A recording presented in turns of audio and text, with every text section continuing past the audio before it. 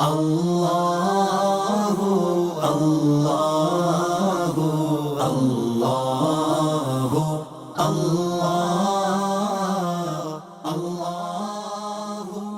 الحمد للہ رب العالمین والصلاة والسلام علی سید الانبیاء والمرسلین اما بعد فاعوذ باللہ من الشیطان الرجیم بسم اللہ الرحمن الرحیم۔ حضرات محترم، آج ہم آپ کے سامنے حدیث کے ناسخ ہونے کے حوالے سے ایک تعارض کی تطبیق قائم کریں گے۔ چنانچہ حضور نبی کریم صلی اللہ علیہ وآلہ وسلم نے ارشاد فرمایا کہ میرا کلام اللہ کے کلام کو منسوخ نہیں کرتا، جبکہ اللہ کا کلام میرے کلام کو منسوخ کرتا ہے۔ اب اس حدیث پاک سے واضح طور پر معلوم ہوا کہ حدیث قرآن کی ناسخ نہیں بن سکتی، یعنی حدیث کے ذریعے قرآن کی کوئی آیت منسوخ نہیں ہو سکتی، جبکہ اس کے برعکس دوسری احادیث اور آیات سے معلوم ہے کہ حدیث قرآن کے لیے ناسخ بنتی ہے، جیسا کہ حضور نبی کریم صلی اللہ علیہ وآلہ وسلم نے ارشاد فرمایا لا وصیت للوارث، یعنی وارث کے لیے کوئی وصیت نہیں۔ اب اس حدیث میں وارث کے لیے وصیت کی نفی کی گئی، جبکہ آیت کریمہ کے اندر اللہ تعالیٰ نے وارث کے لیے وصیت کرنے کا حکم ارشاد فرمایا۔ اسی طرح دوسری حدیث پاک میں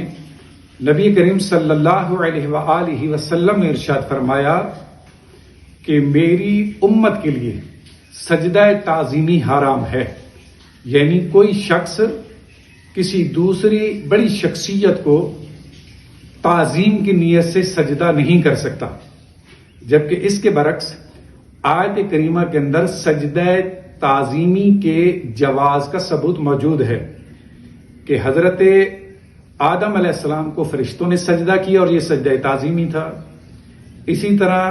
حضرت یوسف علیہ السلام کو ان کے والد اور بھائیوں نے سجدہ کیا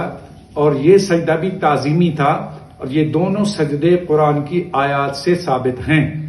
لہذا قرآن میں کہیں پر سجدہ تعظیمی کی ممانعت موجود نہیں، بلکہ جواز ہی موجود ہے، جبکہ حضور نبی کریم صلی اللہ علیہ وسلم نے سجدہ تعظیمی کو حرام کر دیا۔ اب ان دونوں حدیثیں یعنی لا وصیت للوارث اور سجدہ تعظیمی کی حرمت، یہ دونوں قرآن پاک کی آیت کی ناسخ ہیں، یعنی جو قرآن پاک میں حکم بیان ہوا حدیث پاک میں اس کے برعکس حکم بیان ہوا، اور آج جو امت کے اندر عمل ہے وہ آیات کی برعکس حدیث پاک کے اوپر عمل ہوتا ہے۔ لہذا اس سے معلوم ہوا کہ حضور کا کلام قرآن کا ناسخ ہے، جبکہ پہلی حدیث میں حضور نے فرمایا کہ میرا کلام قرآن کا ناسخ نہیں بن سکتا۔ حدیثوں کے درمیان بظاہر تعارض موجود ہے۔ اب اس تعارض کی تطبیق اس طرح قائم ہوگی کہ یاد رکھیں، جس حدیث میں نبی کریم صلی اللہ علیہ وآلہ وسلم نے ارشاد فرمایا کہ میرا کلام اللہ کے کلام کا ناسخ نہیں بن سکتا، اس کا مطلب یہ ہے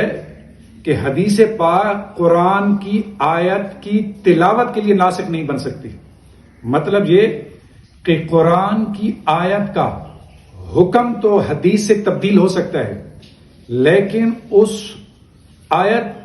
کی تلاوت جو ہے یہ حدیث سے منسوخ نہیں ہو سکتی۔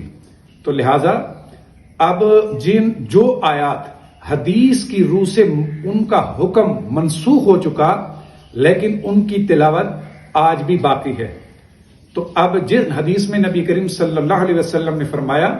کہ میرا کلام اللہ کے کلام کا ناسخ نہیں، مطلب یہ کہ قرآن کی تلاوت کو منسوخ نہیں کر سکتا، لیکن قرآن کے حکم کو یا تلاوت یا آیات کے حکم کے لیے حدیث ناسخ بن سکتی ہے، جیسے سجدہ تعظیمی کی حدیث یہ قرآن کی آیت کی حکم کی ناسخ بن گئی۔ اسی طرح لا وصیت للوارث کی حدیث جو ہے یہ قرآن کے اندر وارث کے لیے جو وصیت کی گئی اس کے حکم کے لیے ناسخ ہے۔